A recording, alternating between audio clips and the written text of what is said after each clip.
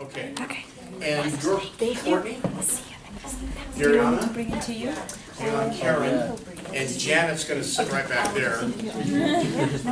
Good. Yeah. I would imagine she is. CJ. I know you. Cam. Carlos. Hang on. Do not tell me. I'm humiliated. I'm humiliated. And you're on, right? Yeah. And you're Mariana. And you're Daria. Yeah, all right. You guys had a little pop band in the 60s, right? Yep. Thanks, pal. Appreciate that, buddy. Okay, I think I'm good for everybody, except for I was a little bit stuck there. All right. Hey, so what I want to do tonight is we're going to retrace some steps, of course, from last week, because that's what we do. I'll take some questions if you'd like to ask either about the problem set or practice homework that pretty much everybody's turned in. Then I want to go in and we'll talk a little bit about the calculators. We'll talk about sources of growth because we didn't do that last week, and that's important. It's not equational, it's conceptual. So you can relax a little bit during that part of our conversation, right? Then I want to look at decision-making criteria. So we're going to revisit the concepts of net present value versus present value. We're going to talk about internal rate of return. We'll look at some of these in Excel spreadsheets that are already online for you under the Excel templates, okay? And we'll look at profit index, we'll look at modified internal rate of return, talk through the differences conceptually as well as structurally with those. And we'll look at payback period, both discounted and nominal. And I think, honestly, a lot of that's just common sense, but only a lot of it, not all of it. While we're doing that, we're going to be looking at some Excel spreadsheets that, like I said, are available to you, which should be your new best friends. If you haven't already started to develop your own, or if you haven't created something really very nicely packaged for you, the reason I have these Excel templates online for you is so that you can use them, modify them to our purposes. I'm not kidding, they should be your new best friend. Then I want to go back through and talk about this issue of explicit period and continuation, and that kind of funky temporal designation thing we got going on, right? And we'll talk about that in a real simple way again, and then make it more complex. And then by the time we're done, we're going to get complex enough to revisit the free cash flow model, to talk about the key value driver model, and then talk about the adjusted present value model, okay? And one of those forms you already know pretty well, and you actually probably know the structure better than you think you do already, okay? And that'll be tonight. And by midnight, my guess is we're home. That's what I thought. I brought drinks, okay? We're in for the long haul. Okay, any questions about the problem set, homework, or practice homeworks? By the way, why did I bring drinks tonight? Because it's a hot day. Because the scores were horrible. All of these. No, none of those. Because we're gonna talk about Memorial Day was yesterday. Not even that. Because you want to get engaged. Well, that's probably true. At some point, it's almost certainly going to take place. Diet Dr. Pepper is my drug of choice. Okay. So I think we talked first night of class. If I screw something up, or rather, if you screw something up, it costs you, right? If I screw something up, it costs me. And what did I screw up? Yeah, there was one of the practice homeworks, I think it was number 2, I had an incorrect term for N. I'd used the periods remaining, the period since issue rather than the periods remaining. And that was giving some spurious values. So, I'm sorry. Get over it. Okay, all right. Questions on ICP practice? On that, number 2, we used I wasn't there on Monday, but I guess you put together that spreadsheet on the bond value calculator. Yeah, I put that together with a conversation Kim and I were having just to throw out at her. And then I updated it because I realized I had a scalar issue and I was multiplying by 1,000 when I shouldn't have been, so big number. If we used that with the inputs from question 2, should we have gotten question 2 right? Because I did, and you. Well, it depends. Based on the conversation. It depends. you sent it out to people after we spoke, right? Yeah, I sent it to a And bunch if of people. you used that and didn't make the adjustment for the 1,000, the scalar of 1,000, then it gave you an answer in billions instead of millions, and you should have been able to visually say, wait, that's too many. How do I go from 7 I don't million? think that's the same spreadsheet, 'cause I only sent that to a couple. Oh, okay, so I don't, yeah, so in that case, now I sent one out today Oh, did you? that That's was, the one. okay, if you use that, then you should be getting the right answer. Hmm. Not so much. It's Brandon's fault. Brandon. So, So it worked on the homework, but it didn't work on the practice one? yeah. So and Let's that's look why. at it at the break. Okay. Let's scrutinize that at the break. So I'm not quite sure why that would be. I think we kind of beat that one up back and forth, so there's something else. Yeah, Okay. What else? So obviously you see the routine now. You had in the practice homeworks and the homework items that we really focused on the first week. So we really have just done an assessment on the first week's material and with a little bit of an addition to some model stuff at the very end, right? Okay. And the problem set takes you a little bit further. So when you look at this week's practice homework and homework, it's largely going to be based upon what we dealt with last week and are reinforcing tonight. And that's kind of the routine that these pretty much all follow, except for maybe the last one, which will blow your freaking mind. But I promise you, there will be stuns when you guys open that up. But just get ready for it. You're okay, you're going to win. That's smart. No. Okay, so let's talk about the calculators. So I sent out an email or announcement or something saying that I got permission to go ahead and buy the calculators. I bought 22 calculators. I was hoping they'd be here by today. They're not. In fact, I had the Amazon email telling me that was ordered through Amazon Prime on Friday morning. Guaranteed 2-day delivery. We'll be here Thursday. Thanthank you. How'd Thank that you. work out? Yeah, thank you, right? Do you ever get this stuff on time? I never get things on time. It's always a day later. And I know how to look at a calendar. I do. Okay? So they'll be here on Thursday. If you want to come by my office Thursday or after, Thursday or Friday, you're welcome to pick them up.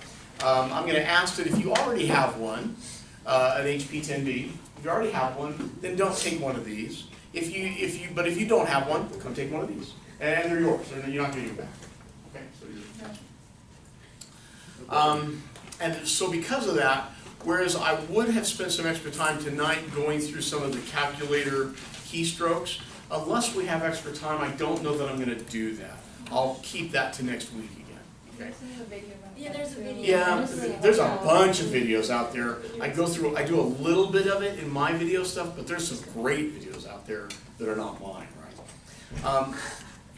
I'd like to get to a point where we can do a little bit of it tonight, because we're going to be doing NPV, IRR, MIRR, and it's just so nicely done on the calculator, okay? But I'll be showing you in Excel as well. And there's some idiosyncrasies to doing that stuff in Excel that you wouldn't expect. Okay, let's talk about sources of growth. So we're talking about, creating these valuations, and obviously in the explicit periods of our forecast, we're changing the free cash flow because of some metrics, right? We see revenue, we see expenses, and we know that we're applying some growth rate. And largely at this point, I'm just telling you what growth rate to apply, right? That changes fairly soon. In fact, I think next week we begin to look at how we actually forecast revenues and expenses, and both in a constant returns and a changing returns to scale world. Okay? So we'll look at those then. And again, the models are already online for you to do this with. But I know, and so do you, that if Cam and I opened up a business, the chances of the cash flow growth in the first year being the same as it is in the second, the same as it is in the third, fourth, and fifth, as either a percentage or a nominal dollar value, if that happens, I want to have purchased a lottery ticket. Because the stars have aligned, right? So it just doesn't happen. And so it begs the question, why am I having you go through these equations and these models using these constant cash flow changes during an explicit period and then some other constant change for the rest of forever? Why am I doing that? So we can understand the model? Yeah, so you can understand the model. Because I don't suppose I can throw the entirety of the perfected model at you and have you understand it well enough to come back the next week, right? It's one of these line upon line sort of kind of things. So that's the only reason we've done that. But where does this growth come from? What are the sources of growth a company's going to have? How do we categorize it? Like operations. Maybe. Sales. Okay, so we're going to have some revenue growth. Where does the revenue growth come from? New Sales. sales. Okay, And so existing new sales are going to be one of a couple of different types, right? Maybe there's some organic growth. So we invest in the company's sales and marketing campaigns, we invest in R&D, so we have new products mean new revenues. So all of this is organic, right? We're not stepping outside of the company, we're not looking for some exogenous interference, some external influences. We're just running our company as best we know how, and we know that that includes, we're always trying to invest in the future, otherwise when we get there, we're gonna be dead, right? The company that's not investing for tomorrow has a funeral tomorrow, and that's just all there is to it, okay? So organic growth. R&D, acquisition. okay, that's not organic. We have to go outside the company, right? So M&A, mergers and acquisition. Let's spend a little bit more time with organic growth for a moment. Dariana, if you developed a new line of computer hardware that was, oh, maybe not revolutionary, but had something about it that the market liked, and you had the patent on it, do you suppose that's just going to cause your sales to grow in a linear fashion based on how they've been growing, or should that amp your growth somehow? It would definitely explode my growth, Okay, I agree. How come? because it's like an innovative thing or something. Okay, so there's something new about it. I mean, why does Apple come out with a new i-something every 6 to 12 months, right? Something new about it, because us suckers are willing to buy it. You notice they don't do that very often with the iPad? That's a whole other study. Talk about it. Not tonight. So just by virtue of the fact that it's new to our product line, even though it may not be innovative, it may not be unique to us, just by virtue of the fact that it's new, I can now go to existing customers and I can get new sales, right? So that's probably going to begat some growth. And if it doesn't begat growth because of that, it gives my salespeople something to be interested in. And we all know that if salespeople aren't interested, I don't care how good the product is, they're not selling. So that's why these companies do this kind of thing.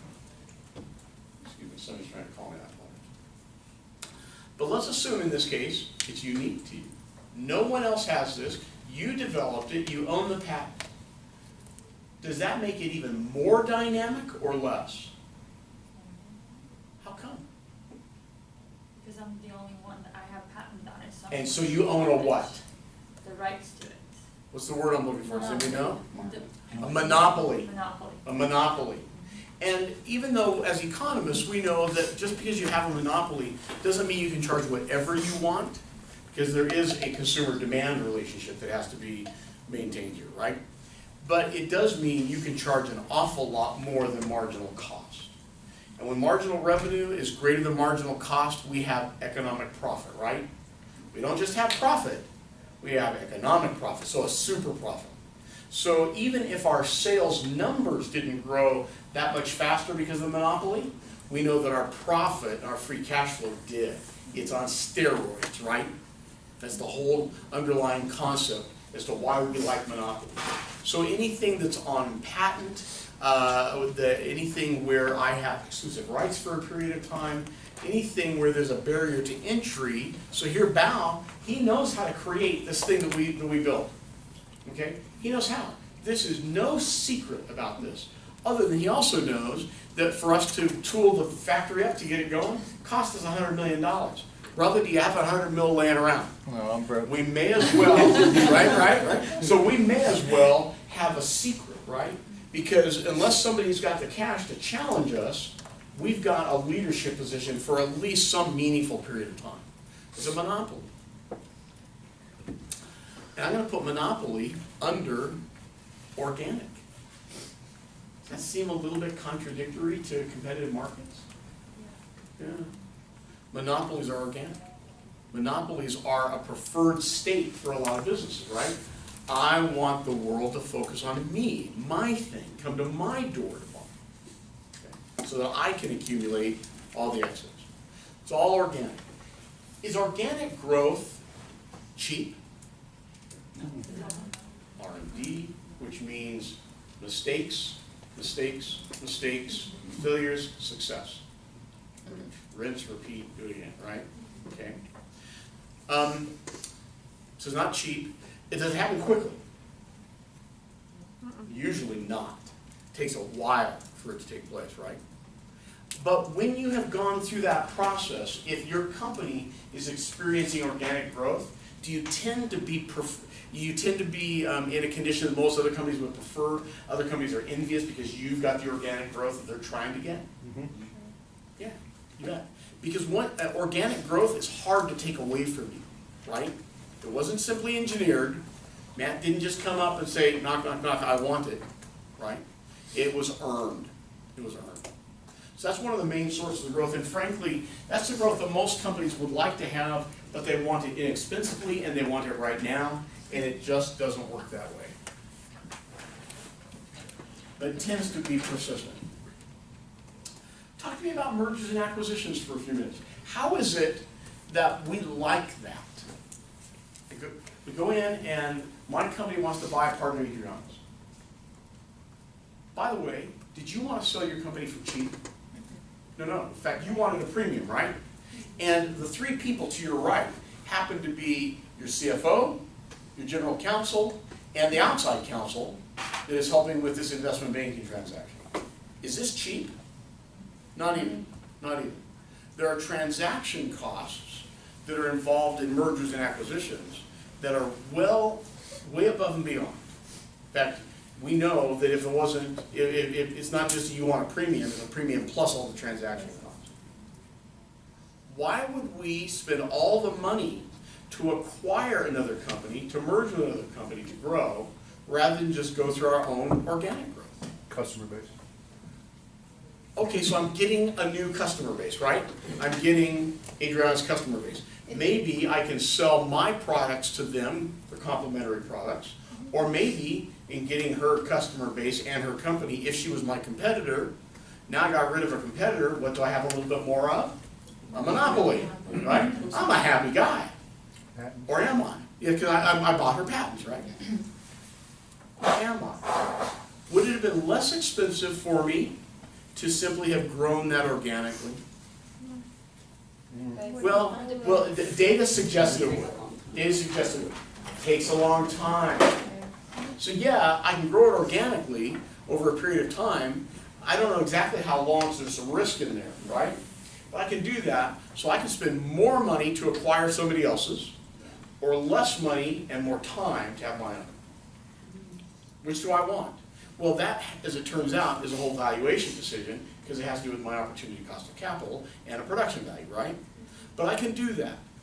Do companies that engage in M&A transactions, do those transactions tend to make them more successful long-term? Yes. Not always.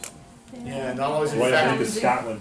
It's a Okay. prime example. oh, in fact, there's so many of them, Chris, right? In fact, there's one great example that's local that many of you know about. You're familiar with the Franklin Covey organization, right? Stephen Covey, Franklin Day Planners. On the surface, match made in heaven. Here you had this company that was all about teaching us leadership principles and let's organize our lives and our work lives and everything, first things first, and value decisions, and let's be better. And you had this other company that had a little bit of technology, started with paper, then became digits, right? And helped us with the structural organization. And these things coming together should have just been, it should have been man. It was a freaking disaster. It was a nightmare.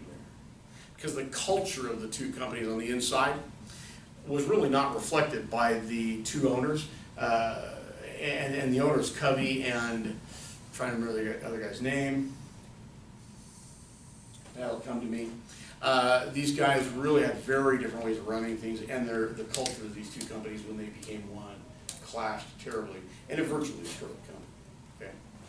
That's not uncommon. Growth costs. You're going to pay for it one way or another, and if you want it fast, it costs more. Just like when you want anything fast, it costs more. Organic growth, merger and acquisitions. If I'm involved in M&A, I'm paying more money, but I'm doing it faster. If I'm involved in organic, I'm spending less money, but I'm doing it slower. What else? How else do we grow?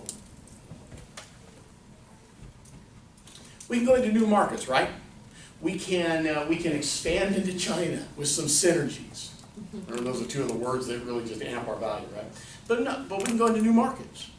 Maybe I M&A myself into a new market. I buy an Asian competitor, or maybe I just go ahead and spend enough time laying the groundwork to be able to start to sell my company's products and services in Asia or Europe, or wherever it happens to be. So I can do it either by M&A or I can do it organically. But it is kind of a different category, because I don't necessarily control it completely, because the State Department, the executive branch, tariffs, trade policies, etc., and currency exchanges have an awful lot to do with whether or not this is going to succeed. Those are exogenous factors. So it's hard to think about exogenous factors being important in an organic or endogenous system. So we kind of think of expanding into new markets separately. Quick? Does it happen fast? Depends on, Well, you know, depends on barriers maybe? Depends on the barriers, depends on the relationships. If I already have a relationship with a firm that's distributing throughout China, and I want to take my products into China, I contract with that firm, and maybe I've got a ready customer base. I didn't exercise an M&A transaction, but I used a relationship, right? And it probably cost me something. Does it happen? Surely. By that I mean, just because I want to go to China, or I want to go to Holland, or want to go to Colombia, does it mean I'm going to be able to take my products and services there? No, in fact, if nothing else, I have some governmental agencies to deal with, and I probably have this mismatch between how I've postured my product domestically and how it's going to be thought of in the foreign markets, right? Okay. If nothing else, it may just be the name. So you guys know American Express, of course. How many of you know a company by the name of IDS, Investor Diversified Services? Okay. In fact, you might know the story of it, Chris. So Investor Diversified Services happened to be a huge network of quasi-independent broker-dealers, your basic financial planners, financial advisors. And this is now 30-ish years ago, okay? And American Express bought Investor Diversified Services. And this was, and remember, this is like 30 years ago, so we're early in the 1980s at this point, okay? In fact, it was over 30 years ago, almost 40. Early in the 1980s at this point. And so they're thinking about how to brand and market this company. And so they began to brand and market it first in Canada, which is a low-cost market to do that in, and they had fewer regulatory hurdles to deal with, and IDS was big in Canada. So they did that, and so they thought, how do we do this? So we're gonna use the company's name, and we're gonna give it a new acronym. Instead of IDS, we're gonna call it American Express IDS. 1983. Yeah, you see the problem? Yeah. See the problem? This is why none of the rest of you have heard of IDS. Because they internalized it, and they integrated this, and very quickly realized, wait a minute, there are some cultural things happening that cause our best laid plans to explode on us. American Express Financial Services today, American Express Advisors, is AIDS. But none of them talk about having AIDS. Right? Because it's just a cultural thing. No one would have ever thought about that in the earliest 1980s. By the end of the 1980s, it's all we were talking about, right? And there's one other way that we can think of growth coming about. Is it likely that if I maintain market share, I don't take my company out of Salt Lake City, Utah, but I just maintain my market share, am I probably gonna see growth in my company's revenues? No. Should match the industry growth. There's market growth and sugar. Okay, Depends. That's how Utah's going. say again? It depends on the Utah's economy, right? So, Population. maybe Thank you. Population. Yes, economy as well, but economy tends to follow population amongst other things, right? So just by virtue of the fact that the state's population in the last 40 years has more than doubled, then I can expect a similar growth, assuming I maintain my market share. That's why that was a condition, right? So population growth, so just the scale of the economy in which we find ourselves.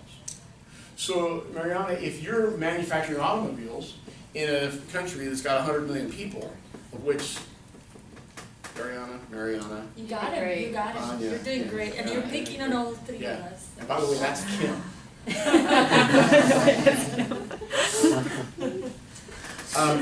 So 100 million people, half of which drive, you manufacture automobiles.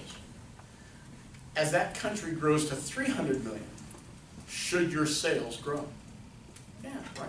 All else being equal, no inflation accounted for, it should at least triple your revenues, right? May not triple your cash flows, your profits, but it should at least triple your revenues. And that's what we think of for growth. Okay? Doesn't that depend on like a few different factors? Like if you own a car wash in Mill Creek, the Mill Creek real estate's already all used up, right? So population grows, your business isn't gonna. Exactly. So yeah, it depends on a lot of things. That's why I said if you maintain your It's market like- share, and, yeah, it's gonna depend on a lot of things.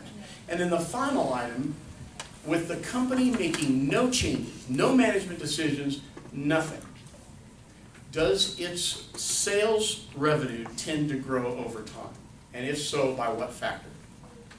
I think it can grow, it depends on demand. Let's say if you have No, like trucking company and then the shipping, like everything is going online, that can increase. give me my eyes bleed. No, I'm sorry, I'm not trying to be disrespectful or dismissive to you. You're trying to, yeah, I know, I'm just asking you, right? So, I brought drinks, did I tell you I brought drinks? Okay. So, but see, those would require the company doing something, responding to the demand if nothing else, right? Company does nothing. Nothing changes for the company, or its competition, or the population at all. Will the company's revenues probably grow? No, doesn't The currency, maybe because of the currency, right? Inflation. Yeah. Inflation. So we grew by standing still, right? In nominal terms we grew, in real terms we did not. But sometimes that just is growth, right? So sometimes you'll see companies post X% growth, and then in the footnotes, they'll show what the real growth was, bringing inflation out. So just by virtue of the fact that my product became more expensive, and nothing else changed, I grew. It just wasn't, I mean, if my costs went up by the same ratio, then it was irrelevant, right? If my price rose, my input costs remained constant, I'm okay with that. But that's not likely to be the case. Yeah, So when you're taking into all of these types of organic growth, I mean, some are gonna weigh heavier than others, something like Yes. inflation would be not as important? hopefully not, because if inflation's a big number, we got a whole different problem, right? Right. Yeah, so hopefully inflation's not gonna be that big a deal. Mhm. And hopefully just the organic genetic growth of the marketplace, the population, probably is not where we're getting our biggest juice from. In part because all of our competitors, all of the other firms in the market are experiencing the exact same thing. So our relative positions may not have changed, and we're all about relative position change, right? Because we want it to fall.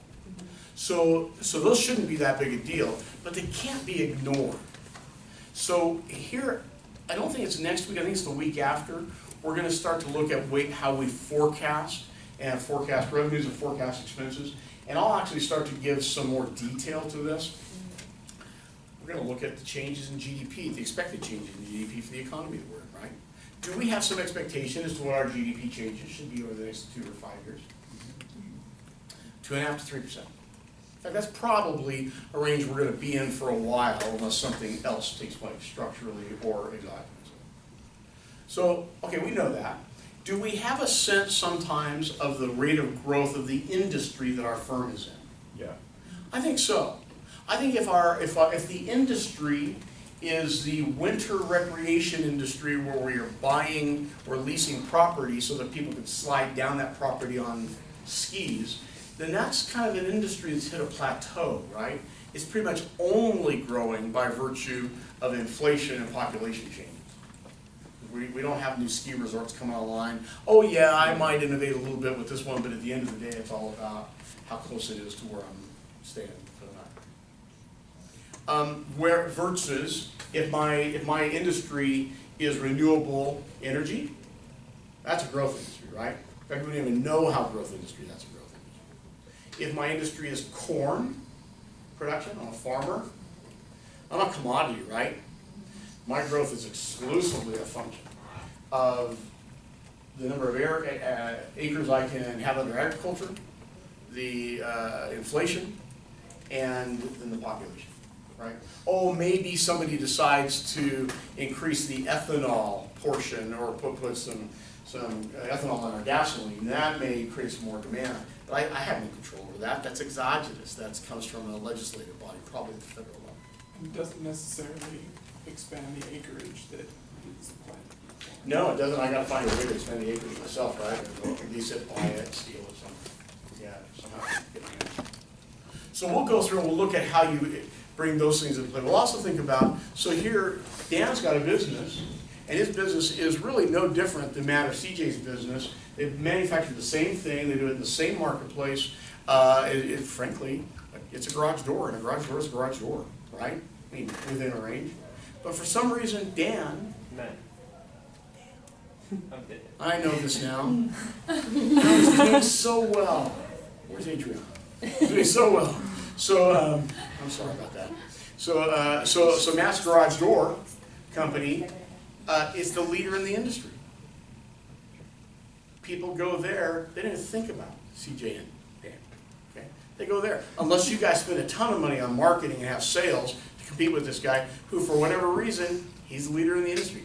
Is there some benefit, some adjustment in the growth factor that probably gives him? Yeah, there just is. Or maybe you're the biggest, and so you set a lot of the trend, and you guys are the followers. Think about your lessons on monopoly and monopolistic competition. Okay, duopoly is all about losers. Okay, those are our basic sources of growth, and we're gonna figure out how to do some modeling of revenues based upon. Okay. Any questions about any of that? Wasn't it cool you didn't have to calculate anything? Quite good. Okay, so let's, I want to look at some decisions.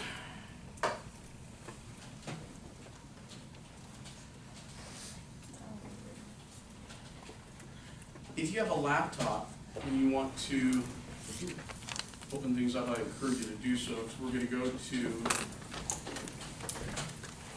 some spreadsheets here.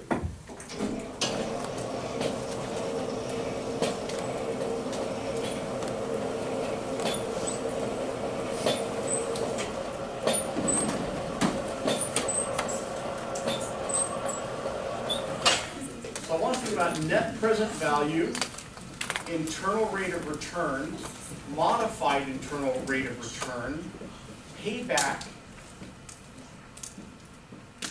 and profit index. Can someone just kind of briefly help me understand what net present value means?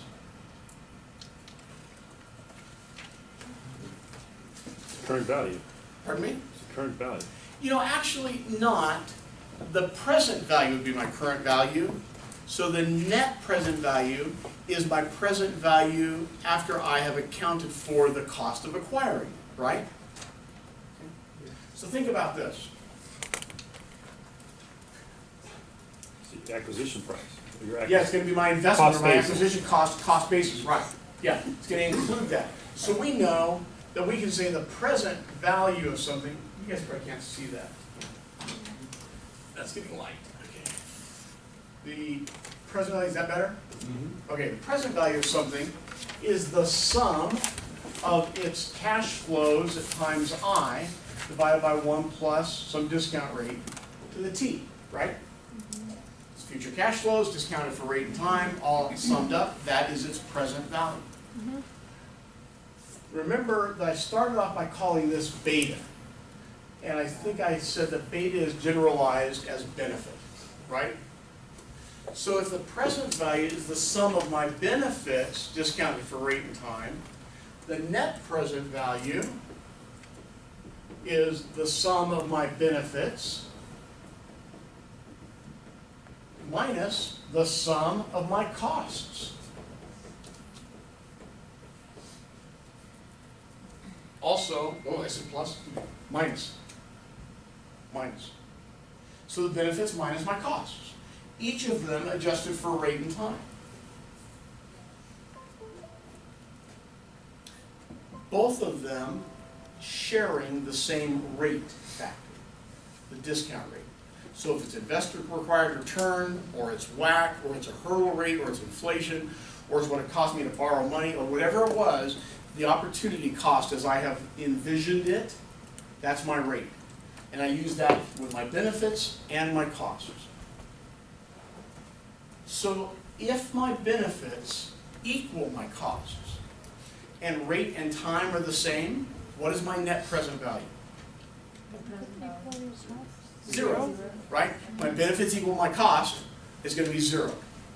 If I have a zero net present value, did I make any money? No. I think what I made was my opportunity cost of capital. And that's all I made. I made my discount rate. When a net present value is zero, the internal rate of return is equal to the discount rate. Yes. When the net present value, and Adriana, you're going to do this 50 times as well as here at 100. But when the net present value is zero, the internal rate of return, so the actual return from the transaction, is equal to my discount rate. So I experienced exactly what I required, no more, no less. I had a zero net present value. Kim? So the net present value is looking, removing the acquisition costs, and is it just that one-time only payment, or they put? Well, that's a good question. So I showed this as though it's not, right, Kim? Right. I say it's the sum of. But in fact, most of us, when we make an investment, is some one-time amount up front, right? But is that always the case? No. No. It's not. I might have installment payments coming in, right? I've agreed to pay $300,000 a year for the next 5 years for this, and that's giving me whatever cash flows it's going to give me for as long as it exists, until I sell to somebody else, right? So, but by and large, this is going to be a one-time event. And we'll think of it mostly as a one-time event. In which case, it is the sum of my benefits divided by 1 plus a discount rate to the t, minus my cost divided by 1 plus a discount rate to what exponent? The number of periods. Year 1? 0. Why? I agree. Why? Because it's made before you've actually been through a year with that company. Does that make sense? I think it does. I understand exactly where you're trying to go. Let me think about it this way.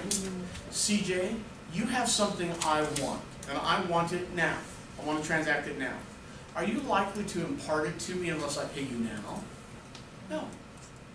Now is now. Now has a zero number of periods between now and now. So it's to the zero power, and any value to the zero power equals what? It's the value. 1. Right. So if it was a $20 million cost, and it was a 55% discount rate, what's the present value of that $20 million right now? It's $20 million, right? It only looks complicated because we're trying to complicate it. It is, in fact, simple. If there's no disruption or dislocation of time from now to now, there is no change in value, right? It is whatever it is. Now, if I pay some of it now, some of it next year, some of it the year after, now it's a different ballgame. But we're gonna suppose for the most part that that's not the case. We know how to model it if it is, we're gonna suppose that it's not. Okay? So, I don't know why that's not, we've done this before, haven't we? And then we have to have It's on the something. wrong input. Yeah, maybe, well, shouldn't be, thank you. You guys gotta earn his soda tonight, what a deal. Okay.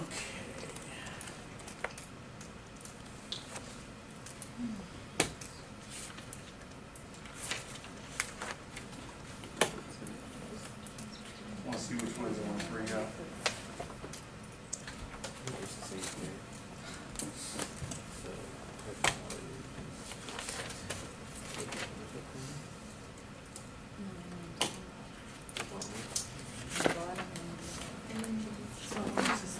Okay, so I want you to kind of follow what's happening in the spreadsheet here.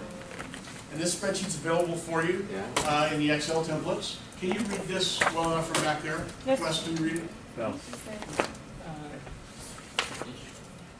Where's the Excel templates? So LinkedIn week 3, maybe in week 2 as well, is a module that says Excel templates. Click on that, it's going to take you to one of my websites. It's going to take you to the page that has like 7 or 12 of them right there for you. Okay. The NPV. This one's NPV, IRR, MIRR, payback, and profit index. Okay? So here, stay with me please. Here, I want to focus on these 4 columns right here for a moment. Okay? And with these 4 columns, I am seeing that I've got some cash flows that in this case happen to be constant, right? And with, pardon? With them being constant, that makes it easy for me. I have some present value of these cash flows, so it's cash flow at time 1. So this is the first cash flow we expect to experience at the end of the next period. And then I'm going to take and divide that number by 1 plus some discount rate to the power of t, t being the number of periods. And you'll notice the discount rate I'm using is 15% in this case. Okay?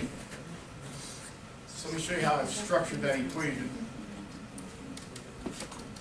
And it's going to be B17, which happens to be the cash flow, divided by 1 plus the discount rate to the power of this number of years. That's our basic discounting structure. It comes from this equation. Present value equals beta t divided by 1 plus r to the t. And admittedly, that's a one-time event, but it's the basic discounting structure, right? Anytime you want to discount something. Can I help with something up there, guys? We're just trying to figure out Trying to where find the that, spreadsheet is. On mine, I think it's a- To make it easier, Please type website. richardhaskell.net. richardhaskell.net. There. That's all. That's where that link takes you. And then go up the left-hand side. You're going to find something that says Excel templates. And it's 1.3. Should be MIRR. Oh, decision criteria. The one that says decision criteria. Yeah, that should. I think that brings this up. The numbers are slightly different, should we change them? No, doesn't matter. Okay, Doesn't matter. You say slightly. What does slightly mean? very different. Cool. All right. I kind of thought that, by Yeah. the way. You're actually going to see that this has multiple scenarios on it, where I think yours only has one. Okay. So in this column, and I refer to this in either in class or in some of the exercises and such as a multi-columnar valuation. So I've got my cash flows, I've got the present value of my cash flows, I've got the sum of the present value of my cash flows. So all that I'm doing in this column is I'm doing a running total of what's in this column, right? Started with 173, added 151 to get to 325, added 131 to get 456. So that by the time I get to here, the last year of my explicit forecast, I know the sum of the present value of these discounted cash flows, which, as it turns out, is meaningful to me. The same thing over on this next one. My cash flows, once again, are consistent. At 115. But with my consistent cash flows, notice that the present value is consistently going down. Do you see a problem with this particular spreadsheet as it's sitting here for you?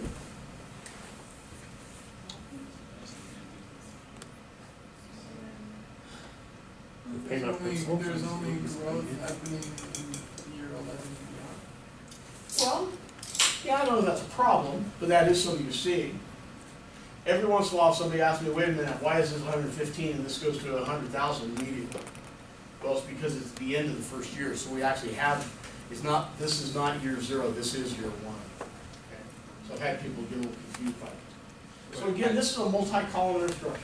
I'm gonna pull up the sheet that I think looks exactly like yours. All the I cash see. flows were the I same. don't understand. Yeah, but I want to pull up the same one you're looking at. I think it'll help you a little Like bit. just because it's year one, why does it decrease?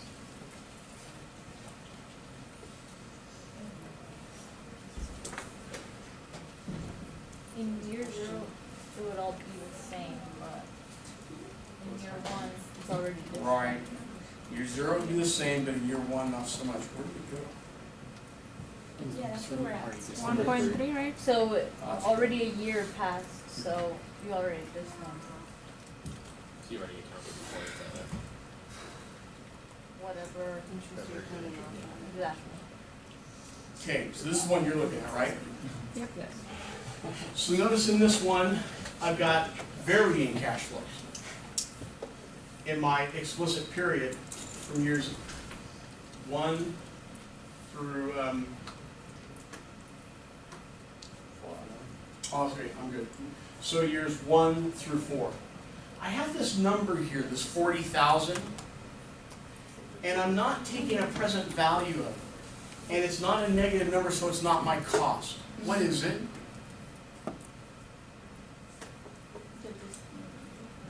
Pardon me? I was gonna say the discount rate, but. No? It shows explicit cash flow? Well, it's period 0 on cash flow. This would be my base year, it's cash flow. This would be the last year's cash flow, right? Am I gonna discount that and sum it up? I'm not, because it's already happened. I'm not buying it. It already existed. I'm buying what comes next. Because unless I got my money in before this happened, I don't have rights to ownership of it, do I? So it's simply kind of sitting there as a bit of a placeholder that, as you'll see, has helped me create these other numbers. Because I've taken then this value times 1 plus my growth rate for periods 1 through 4 in this particular case. Okay?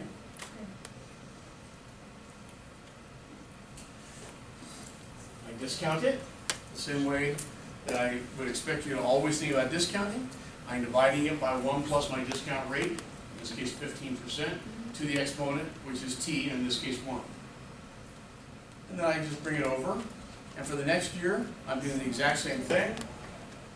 And I bring it over, next year I'm doing the exact same thing, and so on, until I have summed up all of the discounted cash flows during my explicit forecast period.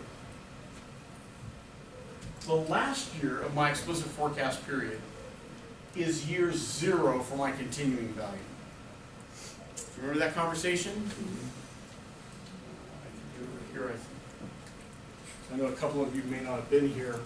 So if I have period 0 now, operating all the way through infinity, got 1, 2, 3, 1, 2, 3.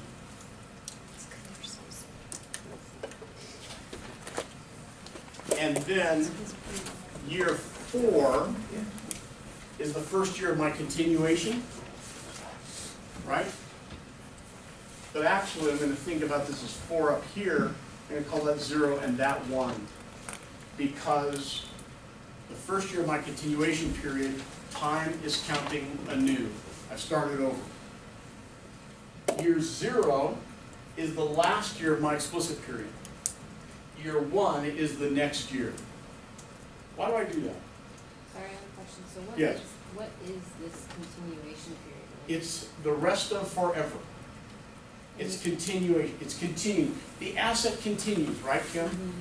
Just because I might think about selling it, doesn't mean it goes away.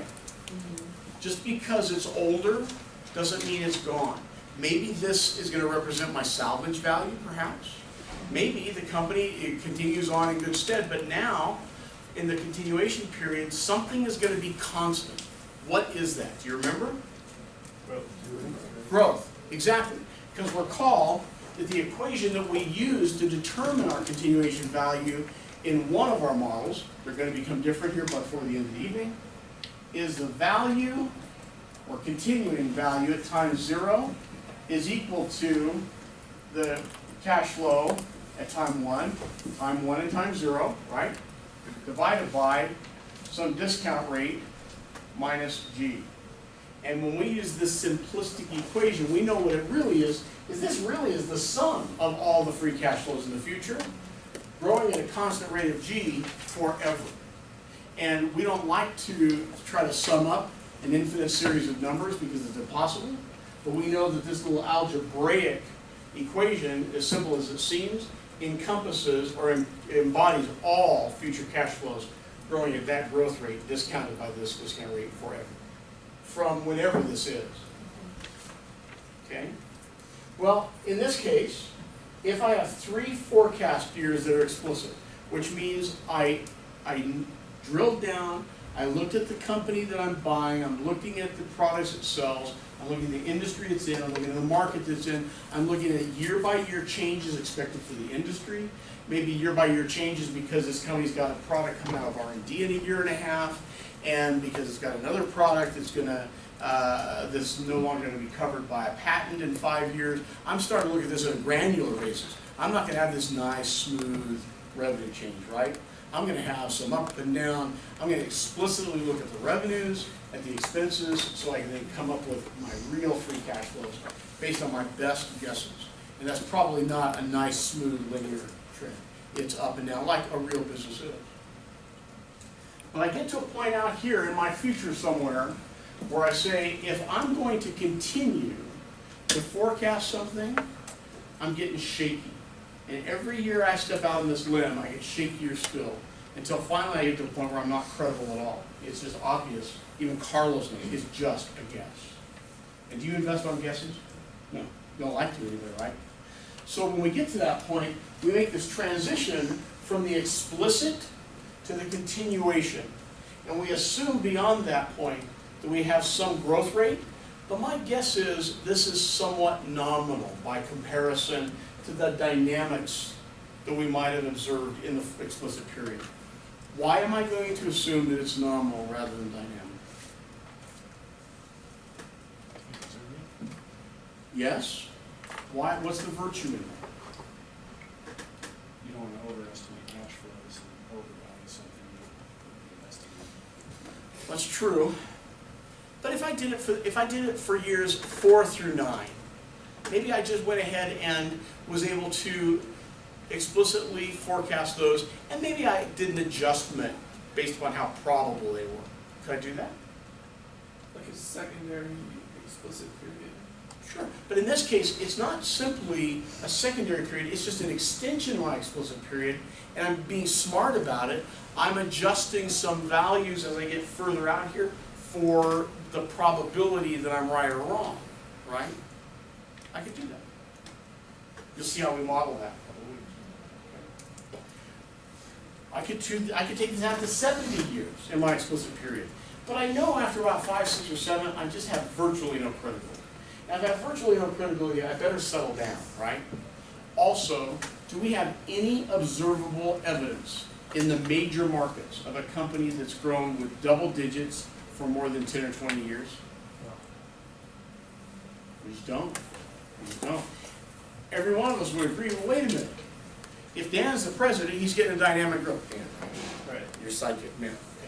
Okay. And you turn over the reins to Matt, and you're going to get double-digit growth, right? Because CJ and Brandon wouldn't have hired you, they're representing the board, if you hadn't promised it to them. So when is that gonna stop? Well, we expect it to never stop. But if we expect it to always go on, we're simply foolish, right? So at some point, you gotta do a bit of a reality check for you. And yet, it's being conservative, or it's being pragmatic, or it's recognizing that if I use a very large G in this case, the value of this is gonna overwhelm the universe after not too many decades, right? Okay? So here, once again, I'm simply looking at my cash flows. I'm not looking at this 40 because that's not a cash flow I'm about to own. It just gives me some base number for my current year so I can figure out what these might be if I have some growth rate. And here, as I go from year 4 to year 1, so I've made the transition from explicit to continuation. And continuation is terminal or just the rest of all time, whatever it might be. I'm now going to change my growth from whatever's happening here to this last value times 1 plus my long-term growth rate to get this. Okay?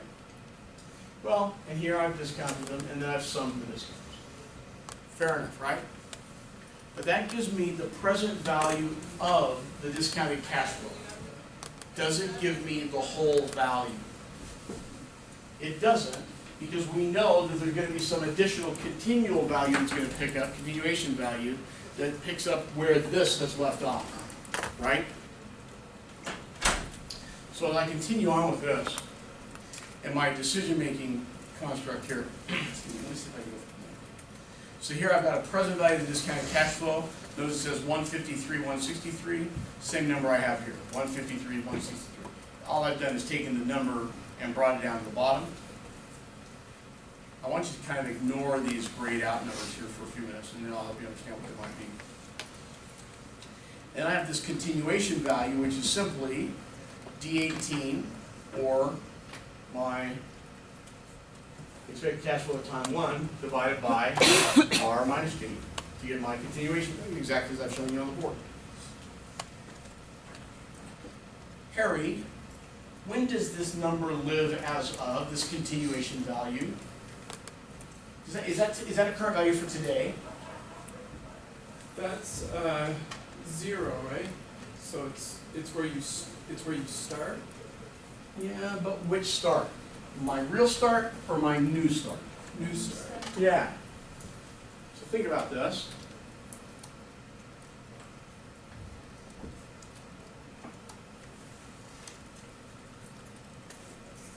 I've got a timeline here. And by the way, you're going to see that sometimes I do these things, I represent them slightly differently each time, not because I think that's necessarily a good idea, but because I want you to get used to seeing them and having to interpret what they mean, okay? So if I've got a timeline, starts here, and this is year 0, in year 1, 2, 3, and 4 of my explicit period, it might convert then to year 5 of the explicit, which was year 1 of my continuation period. Okay? I don't care if it's on the top, on the bottom, in the line.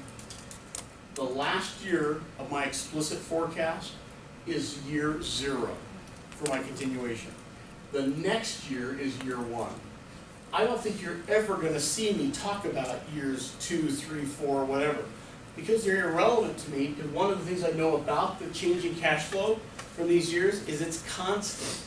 And I can pick it up in this nice, neat little equation that started by saying P0 is equal to D1 divided by R minus G. That's the dividend growth equation that we can then abstract into just a valuation equation of some type, right? So here, I've simply taken, and we've gotten that number. But that number lives out here, because remember, the equation was P0 is equal to D1 divided by R minus G. Or value at time 0 is equal to a cash flow at time 1 divided by WACC minus G, or whatever it is. This is a value, that's a cash flow, that's a discount rate, that's a growth rate of the cash flow. Always. Always. I don't care what the variables say. That's how I interpret it. Well, if this is P0, if the price now, when is now? Well, if I'm here at the end of the explicit period, that is now, right? That's now. And I'm looking at it based on what's coming next. Wes and then Ken. So I guess I'm a little bit confused. Oh, Would me the- too. Would the value, of the year 5 or 1, depending on where you're looking at it, change if you were to, instead of considering 4 the end of the explicit period, considering 5 the end of the explicit period? Yeah, in this case, I've simply suggested we explicitly forecast very granular, dig right down deep into the numbers for 4 years. And then beyond that, we've chosen not to. This could have been 6, 7, 8, 9 before we got to year 0. That's simply what we decided to do. There is no constant here. There's no standard. But in that though, based on the way the math works, if you decided to calculate it both ways, would that 5th year be different? When you say both ways. Well, so Yes, yeah. yes. Right. Okay, if I understand what you're saying, this 5th year, I have derived by taking the last year's value times 1 plus some long-run growth rate that's kind of watered down, right? It's conservative, as one of you guys said. But if I wasn't doing that, if I wasn't supposing that it suffers from being an infinite time frame sitting in front of it, if I chose to expressly forecast 5 and then 6 and 7, I might have a much different number. But at some point, I'm going to come up with a number that represents the next year beyond the crystal ball. And I've got to do that very carefully because I'm on thin ice. Does that make sense? Yeah, and it's just a matter of accuracy, right? Is that you don't necessarily want to go too far out because you won't be as Yes, I think that's true. Credibility, accuracy, it's having access to information. I might be able to access industry reports from industry trade groups, the Bureau of Economic Affairs, etc., to give me a pretty good idea of what the auto manufacturer should look like for the next 5 years, and then I have nothing.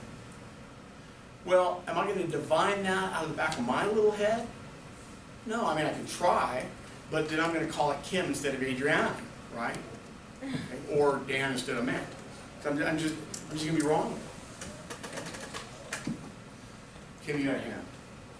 So CV is your continuation value. Or of that- continuing value. Continuing value only of that year 1 of the continuation period. Well, it's a value that exists as of year 0, built upon year 1, Okay. and it represents the sum of all expected future cash flows based upon the belief that those cash flows are going to start here at D1 or the next year and then grow at a constant growth rate forever.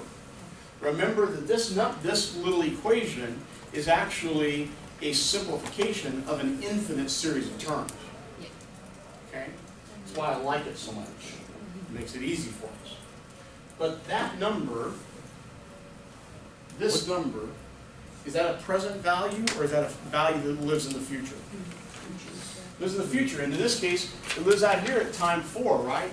So I have to discount it back. I discount it back by taking the number, dividing it by 1 plus my discount rate, which is way up there, 15%, to the power of 4 in this case, the last year of my explicit period. Okay? So if I add then my discounted cash flow, the present value of my discounted cash flow, which is a summation, to the present value of my continuing value, I get a present value, which in this case is 544,699. What have I just identified? What does present value mean in this case?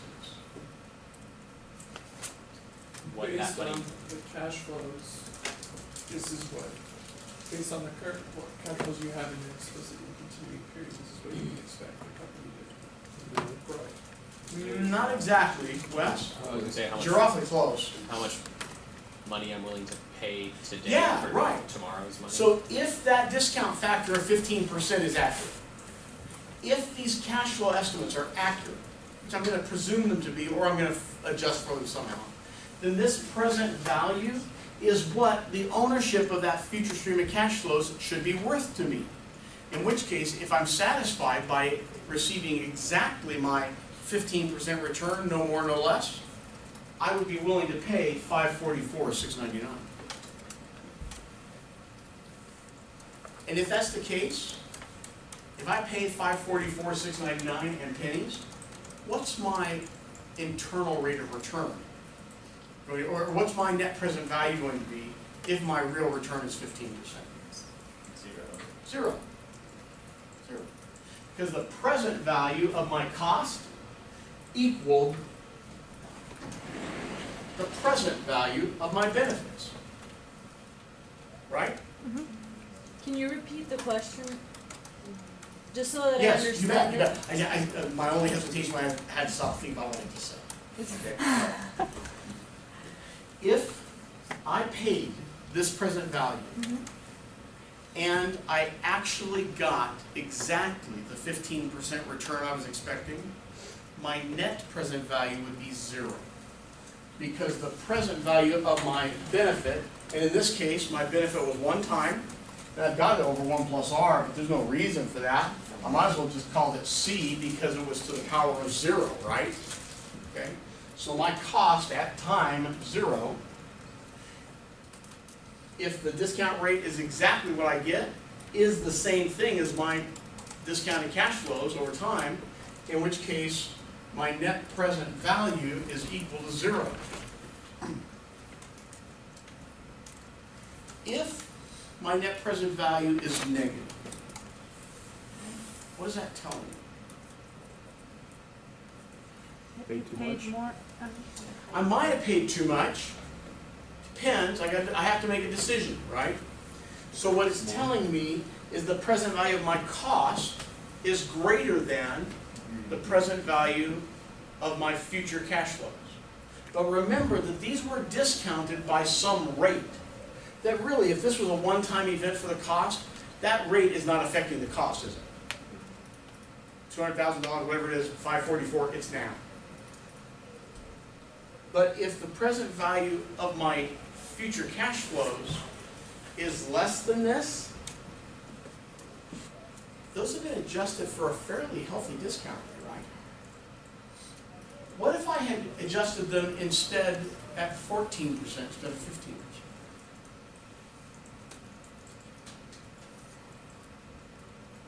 Does it change my number?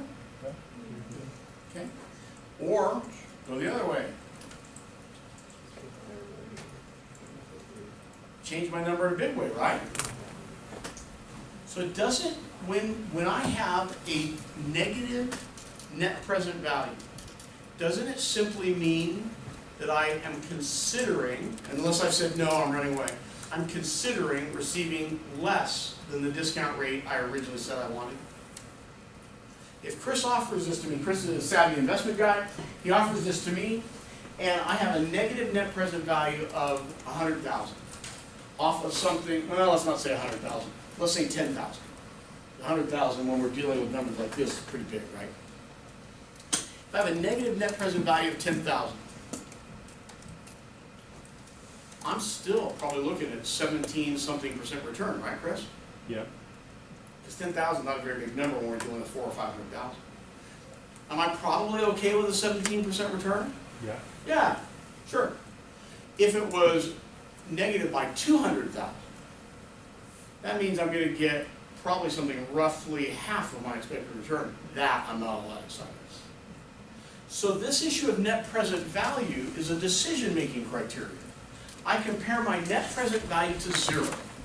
If my net present value is greater than 0, I know that I'm actually expected to receive more than I'm giving on a time and rate adjusted basis. So I have some super economic profit, right?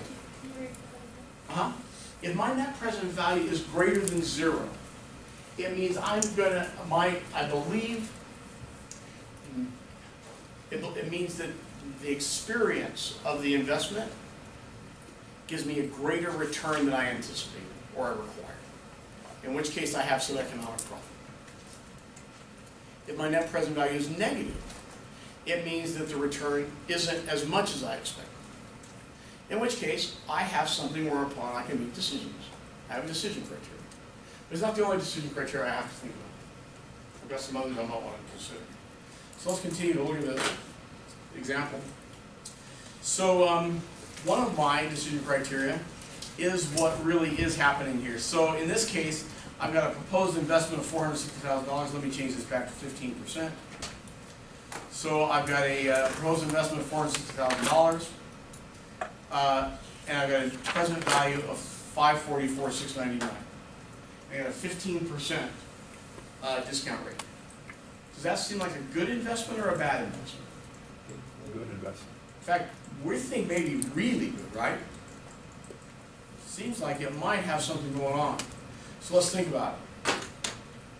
Would it be like basically the difference between the net present value?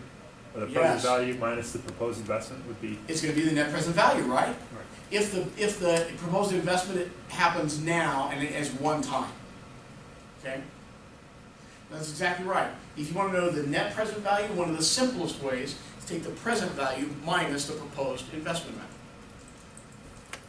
If the number is positive, you know that you're going to likely receive more than you require. If it's negative, you're going to likely receive less than you require. But even if it's zero, you're getting 15% return. Exactly. Exactly. From the accounting standpoint, right? Yeah. Okay, so let's think about how we might consider finding in Excel a net present value and what it might ultimately mean to us.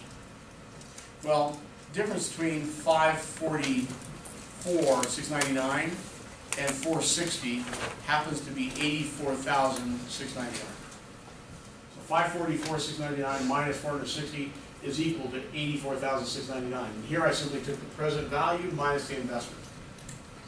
Here I took the present value of the benefits minus the present value of the costs. I got the exact same thing, right? Because I only had one cost. It happened at one moment in time now. So it's gonna, in this case, it's the same thing. I now want to think about my internal rate of return. Those of us that are comfortable with Excel will say, hey, this is easy. I'm just going to go ahead, I'm going to give myself a cell, and I'm going to say NPV, so equal NPV. And to do that, I've got to give it a rate. So I'm going to pick up, whoops, I'm going to pick up that rate. And then I've got to give it a stream of cash flows. I'm going to pick up those cash flows. And close it. That didn't do it, did it? Not even close. Why did that fail? So I went ahead, I gave it a rate, and I gave it the cash flows. Why did it fail?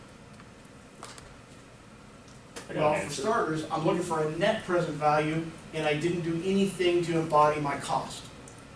Okay? So that's an issue. Also, is this the last cash flow that we're ever going to see from this company? No, unless it died on the vine somehow. That cash flow we expect is going to grow at this constant 5% forever. Well, I can't tell this to pick up forever because the moment I stop copying down lines, there's another one, right? So I've got a bit of an issue here. I'm having a hard time figuring out how to find a net present value other than through this simplistic structure where I'm just taking one number minus another. Any ideas how I do this? Okay. Get rid of that 187 for a second.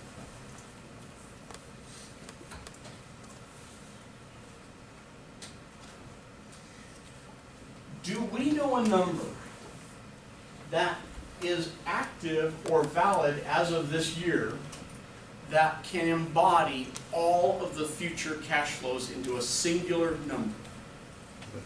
Kim thinks we do. Anybody else? One number that, as of this point in time, embodies all future cash flows. Isn't that the continuing value? Mm-hmm. It's continuing value.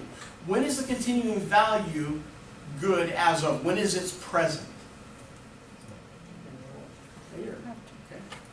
So I can't use this little multi-columnar structure. I have to replicate and give myself another set of columns to kind of figure some of this out because of an eccentricity within Excel. So now I'm going to say, okay, equals NPV, that's the function, man, and I've got to give it a rate. So I'm going to come up here and tell it 15%. I'm going to say comma, and I've got to give it a range of values.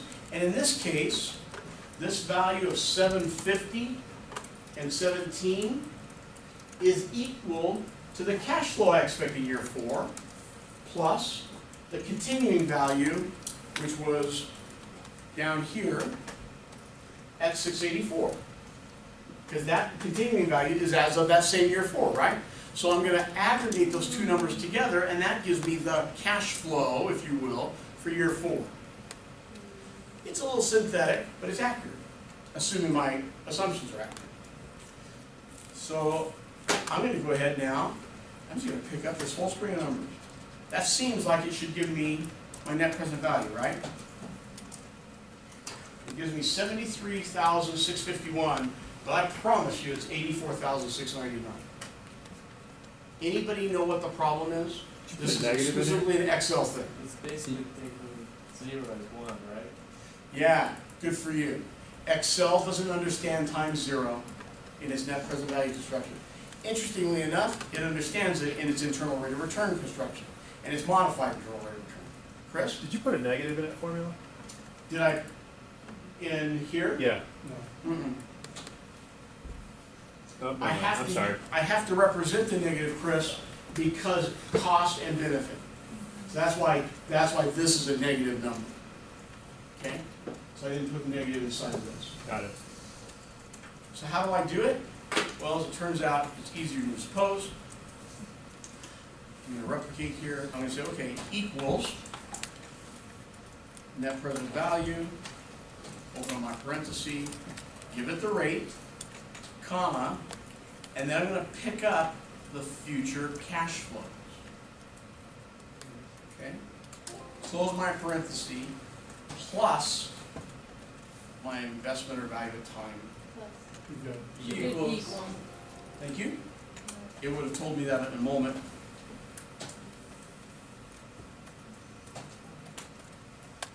$84,699, $84,699. Okay. There is another sheet. If you go to this, if you go to the website, here at 1.1, bottom, Val, NPV, and IRR. If we open that up, you'll see a link down here to how not to use NPV in Excel. And this is an article that took me quite a while to come across, because I was trying this the way that you would expect it to do, the way that all the little Excel manuals tell you to do it. Just picked up the stream of numbers, and it was giving me the wrong value until I was hitting my head against the wall, and I finally found an article that says you can't do that. Excel doesn't understand times.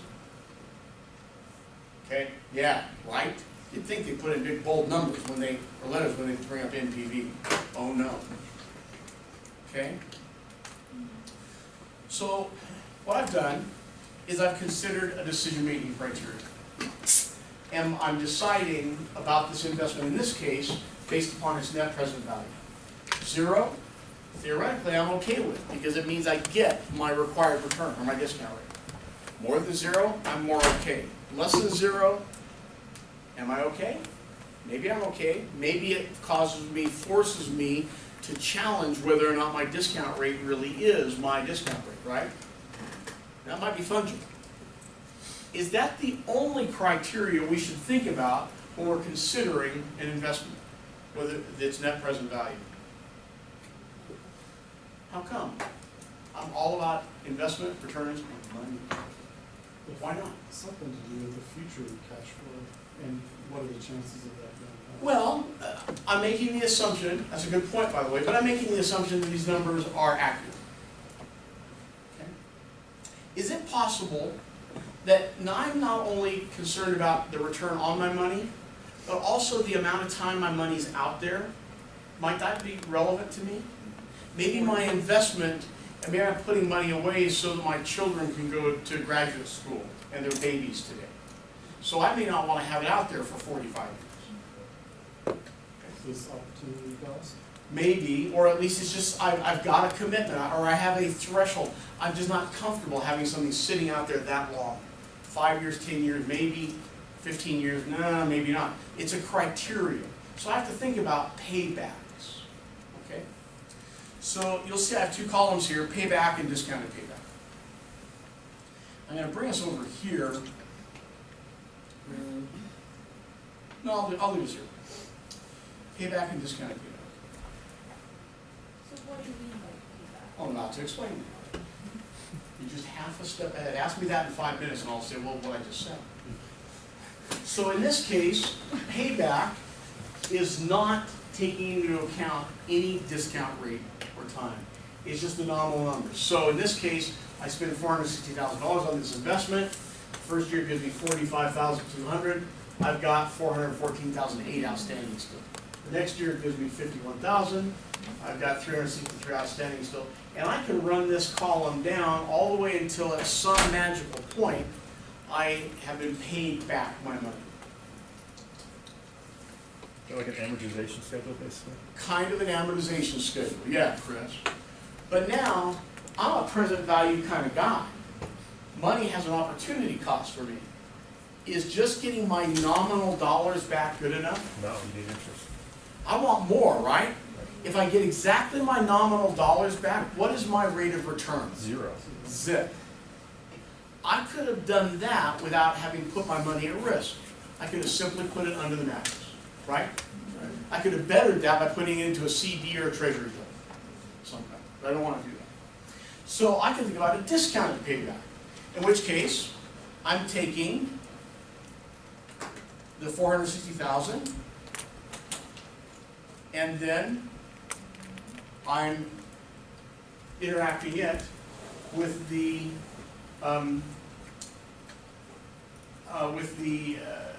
discounted cash flow. So I'm not taking the nominal cash flow now, I'm taking the discounted cash flow. So that it takes a lot longer. Notice here, when I was only $100,000 down, on a nominal basis, I'm still $241,000 down on a discounted basis. Because money in the future isn't worth as much today. And in this case, this took fully out here to year, you can't see it, out here to year 21 before it broke to zero bound. Here, it wouldn't have taken that long because this next year, I get another 75. The next year, I get another 79. I would have broken it right here on a nominal basis. But only breaking it nominally simply means zero return. Not zero economic profit, zero period. Zero accounting profit. But I think it's helpful for me to know how long it's going to take to get there. No, sorry, Marilyn. So when would you actually be making a return? Would it be in year 21 or like in 8, like you? It depends on what you call making a return. When will I realize it in cash in my bank account? Mm-hmm. If I'm not discounting money, I would have realized it right here in sometime between year 7 and 8. Okay?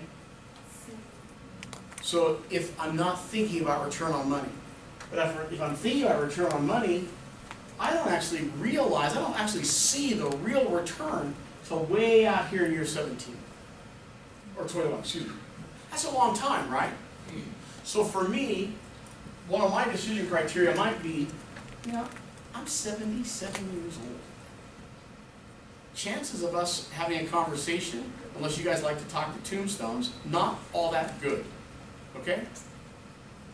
So I'm thinking I don't do that. One of my decision criteria is time. You have to think about it on adjusted basis and a non-adjusted basis. Whereas Lynn's criteria may simply be net present value, which is indicative of some IRR. So let's talk about how we find the IRR, the internal rate of return. So here you'll see I've given this second set of cash flows. And in them, again, I've got my cost, I've got my nominal cash flows for years 1, 2, and 3, and my cash flow in year 4 is my actual cash flow I expect, plus the present value or plus the value of my continuation term, which lives at that point in time, which is why I have all the 750. Remember that this 65,218 was added to 544,699 to get 750. Why is it that 750 can sit there at that moment and have me call it a cash flow? Wes?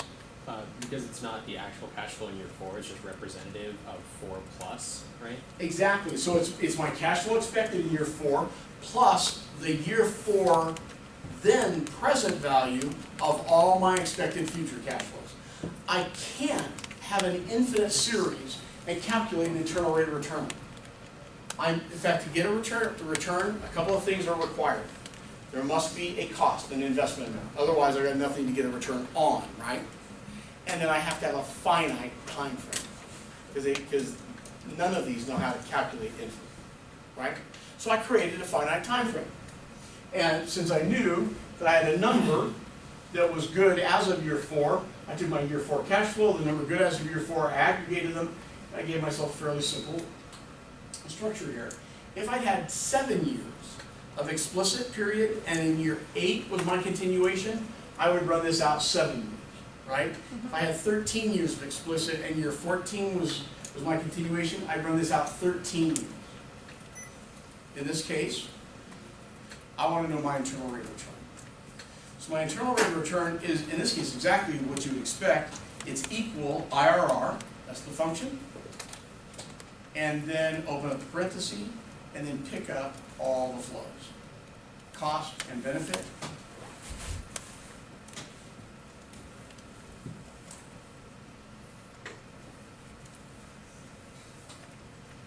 And that's my internal rate of return.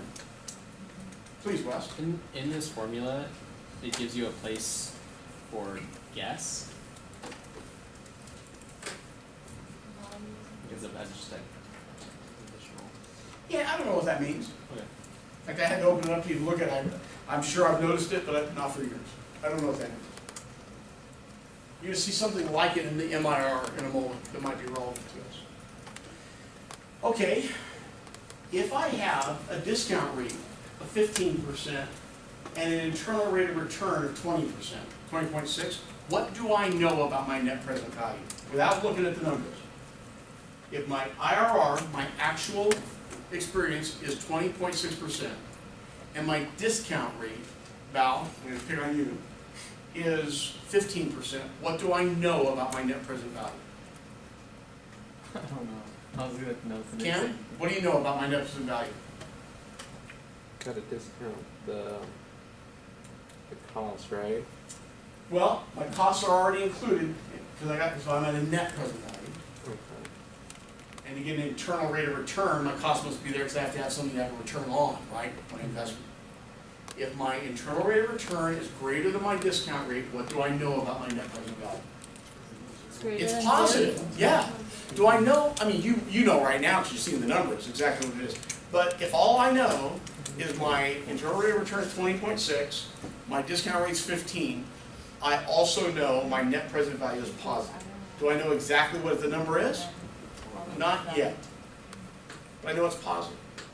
Okay. How do I know what the number is? Well, I can take my net present value, right? Okay, so now I want to talk about a problem with net present value, or rather with internal rate of return. Is there a singular equation that we can apply that lets us calculate an internal rate of return? I used a finite period of time, right? As it turns out, there's not. There's not. Here's why.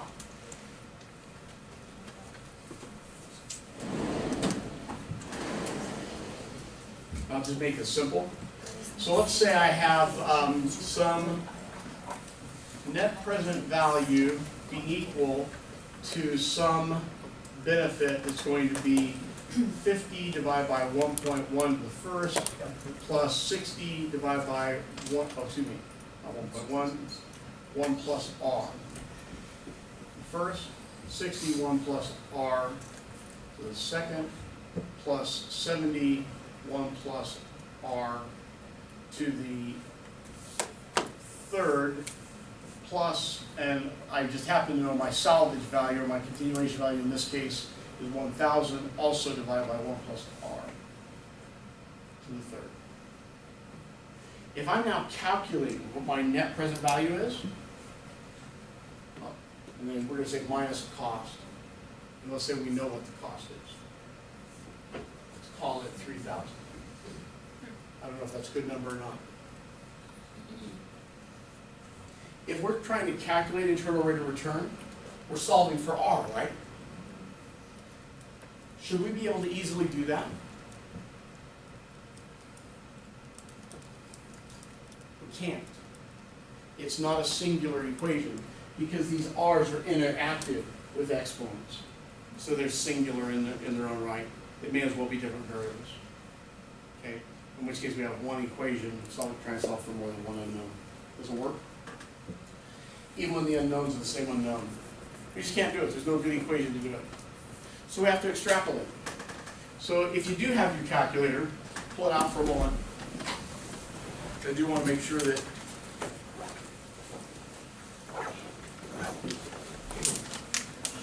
you understand a couple of the keystrokes to do this with. I wanna see that. So if I'm going to look at something, a time value, the very first thing I do, clear all. I do that by red clear, red C. Okay, clear all. And when I do that, what's it tell me? What's it feed back to me?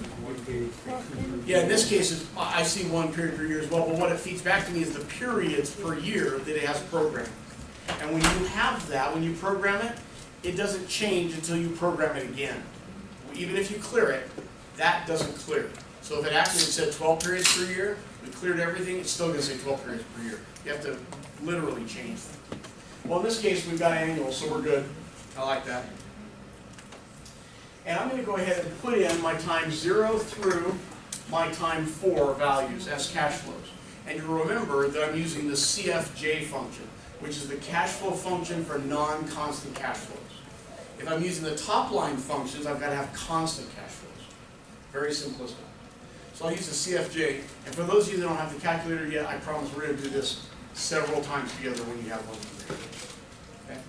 So in this case, I know I've got 460,000 as my time 0 cash flow, and it's negative. So I put 460,000, and then, What is that, CFJ?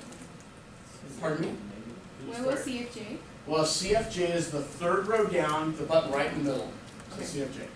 There's lots of buttons, so I understand it takes a while to get used to it. But I put in the 460,000 on my screen, I'm going to change its sign to negative by pressing the plus minus button, which is directly above the blue button, the blue secondary. Turn it into a negative, and now I'm going to press CFJ, and it accepts it for time 0. And my next one is 45,200. This is a positive value because I'm getting it. The negative was because I had to give it. And I'm going to press CFJ again, except for time 1. 71,000 and 51,076. CFJ for time 2.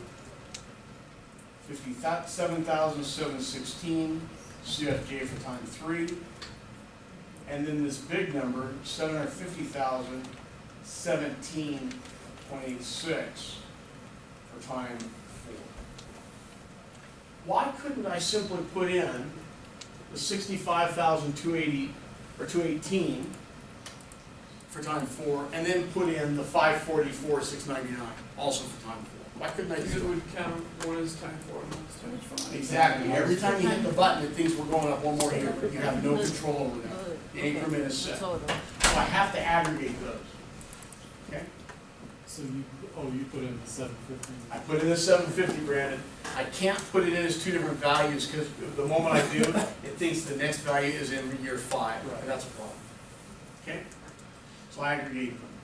Well, I've told it the number, I've told it the amount of the payments, right? Cash flows. I've told it the number of periods. Every time I hit CFJ, I'm incrementing a period. I've told it what's happening after by not telling it anything. So it believes that after year 4, nothing else exists. Please, Mariana. So you don't have to, you didn't do anything about periods per year. Only because it was already set at 1.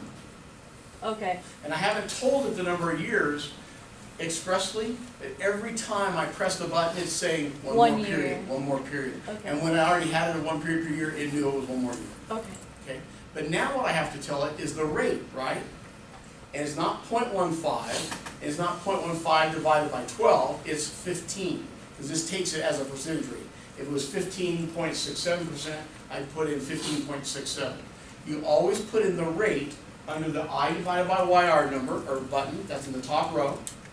You always put in the rate as an annualized figure, so 15 is my rate. And now I've told it rate, time, payments, future value, it doesn't know, and it believes is 0, because after this there is nothing, that's good. And now I'm simply going to solve for net present value, because I have my cost netted out with my benefits, and the net present value key is the second row, second button from the right, in red. So red NPV. And not surprisingly, because it's 84,699. So if I got 403,000, it's because the periods. Because something is wrong. Something was not input correctly. You have to- Okay? So I wanna do 1, 2, 3. So you know. Yeah, because the same. So you know Okay. when you have. Any question about that when you sequence have- of the those vote? are not constant, that's what you said. How do I now identify the internal rate of return? Karen, what do I know about the internal rate of return when I have a net present value of 84,699? But it's Well, higher. it's positive, but we know something else, Carlos. If it's monthly, you gotta. Courtney, what do I know about the internal rate of return when the net present value is positive? It's greater than my discount rate. Hopefully it's positive, because I hate negative return. I'm passionate. Okay? But I don't know what the return itself is, do I? And I can't just run this kind of a calculation here, because I can't solve for this R easily. Okay? But I can For your interest? type red IRR. Red IRR. The IRR button is directly to the left of the NPV button, the second row, If middle. NPV is. And it tells me 20.604. Greater than the discount. 20.604. Yeah, You first need to solve for net present value. One period per year. I don't know that we do. Because I always solve for Well, everybody. if you try to do red MPV, it doesn't work. Now, in fact, now red NPV is virtually 0, right? How come, Dan? Did you already enter that one? I just said. Because when we, guys, listen up, when we solve for internal rate of return, that number was then taken as the discount rate. So if the internal rate of return and the discount rate are the same number, what's the net present value? 0. And this number, I think in this case, wasn't exactly 0, it was, yeah, like 7 or 8 decimals out there, we get 73, right? It's virtually 0, right? When you please, when you do it. Why isn't it exactly the same? It's weird that it just automatically inputs it as the rate. And that's the first of the weird things that you will experience with the calculator. I love this calculator, but only because I know its eccentricities. Until I knew them, I didn't like this calculator. In fact, on my desk at home, I've got one of these, but I have a couple of the old HP 12Cs, which are reverse notation and Polish notation. And I actually prefer to think that way, only because I had to for so many years. And there's a little bit more accuracy and structure with it. But why is it that this isn't exactly 0? Because the numbers that we use are wrong. If you put in Rounded. Good for you. There's a rounding. Okay? All right. So, I can think about the time frame. I can think about net present value. I can think about returns. I said there's something funky going on here, though, with internal rate of return versus modified internal rate of return. And in this case, you see them as being really very similar numbers.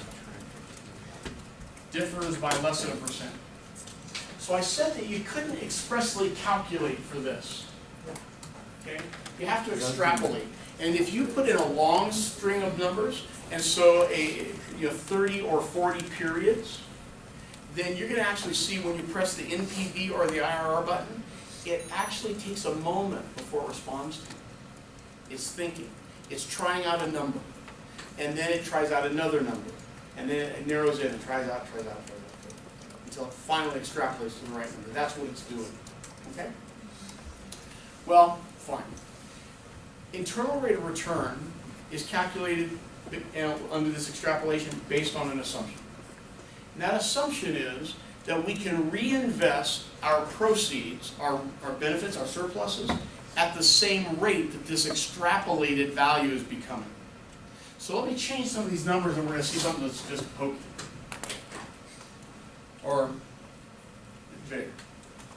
Let's say that instead of paying $460,000, we only paid $100,000 for this.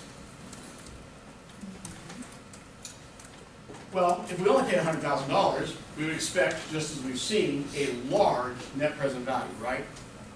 And we would expect a large internal rate of return. But notice how different now the internal rate of return is from the modified internal rate of return. The internal rate of return supposes that all of the surpluses that we're building, all these surpluses, that we're building, are being reinvested at this rate that it is calculated. Well, when my discount rate is 15%, and that's my opportunity cost of money, how likely is it that I can reinvest something at 92%? Not. In fact, so grossly unlikely as to be laughable, right? But the internal rate of return calculation that is used widely through all of investment banking and finance makes that assumption. So it's got a problem. So, good for us. There's something called modified internal rate of return.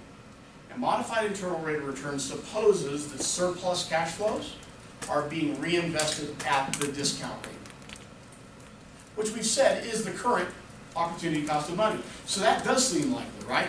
92% seems, very unlikely, but 15% maybe not so much, right? Wes? Even though that number is most likely going to change the further away you get from the present Yes. date. Yes. Because with that 15% is up here that we used, that wasn't just a 1 or 2 year number. That was our discount rate. We have no information that tells us what a future discount rate should be. If we did, it would be embodied in our current discount rate, right? So there's a bit of a circular logic deal going on. So the modified internal rate of return is significantly more accurate. But you'll notice it's only really a big deal when the internal rate of return is significantly different than the discount rate. Okay? In fact, if I put my discount rate here to 0.2, look how close those numbers become. And in fact, I've now reversed the relationship with the internal rate of return understated. How come? Because I use such a big discount. So there's an equation.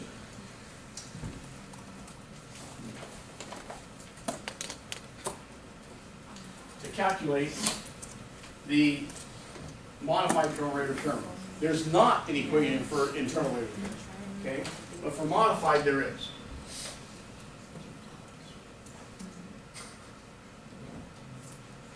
That equation is, almost a drum roll thing.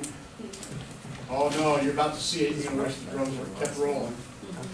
The future value of the positive cash flows, future value of positive cash flows invested at the cost of capital, the discount rate, divided by the present value of the initial outlays. Well, that's easy enough. To the power, or to the root power, so to the second, and then minus 1. What, the initial what? I'm sorry. This is the future value of the positive cash flows at the current cost of capital divided by the present value of the initial outlay or the initial investment. And when it's a one-time initial investment like our $460,000, this would simply be $460,000. But it's going to take the root of this. Or another way of thinking about it is the future value divided by the present value. Again, future value of the positive cash flows divided by the present value of the initial outlay to the 1/2 minus 1. So it takes the square root minus 1. So, question, the biggest difference between the implied, but. IRR and MIRR will be that first, this is more accurate, Yes? and It's more accurate because the calculation believes that surplus returns are being reinvested at the discount rate, the current opportunity cost of capital. Whereas internal rate of return makes the assumption that surpluses are being reinvested at this growing, amalgamating IRR. Which, if that internal rate of return is meaningfully greater than the discount rate, this thing gets out of whack real bad. In fact, such that, let me go back to the numbers I used, and take myself back to 100,000 here. And take this back to 15. And I end up with about a 17% spread between these numbers. 1%, we'll just argue about it a little bit. 17%, one of us is an idiot, right? Okay. Let me show you briefly the equation in Excel for this, or the function, and we'll take a break. Because I know Dan's just dying there. Okay, so this one also is relatively simple, but not quite as easy as internal rate of return. It's equal MIRR, that's the simple part. Open the parenthesis, and now I'm going to tell it the values, so I'm just going to pick up the values as you would expect. But then I need to tell it the rate at which we're financing. That's going to be our discount rate. And then I also need to tell it, comma, the rate that we're reinvesting at, which is also going to be our discount rate. So you give it the MIRR, open the parentheses, tell it the string of values, tell it your finance rate, tell it your discount rate. At this point, and for our term together, those are the same number, those are our discount rate. And it's going to give us then the number we're looking for. Any question about that? I would like you to get to a point where if you were asked on an assessment, the difference between internal rate of return and modified internal rate of return, you can give a reasonably accurate, non-formulaic response. So talk to me rather than have to calculate the points, all right? So with that, Anya, what's the difference between modified internal rate of return and internal rate of return? Modified internal rate of return takes into consideration the positive cash flow that is being reinvested at the discount rate or the cost of capital, whereas your IRR accounts it at the actual IRR rate. So How it's being calculated, right? Yeah. It's kind of this extrapolated, amalgamated thing. That just bought you a free drink. Awesome. The rest of you guys are free riding on her. Let's take a break. Let's be back at 8 o'clock. You think I'm gonna remember?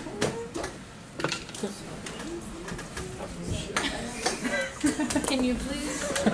Do you know? What did she say? IRR doesn't take into consideration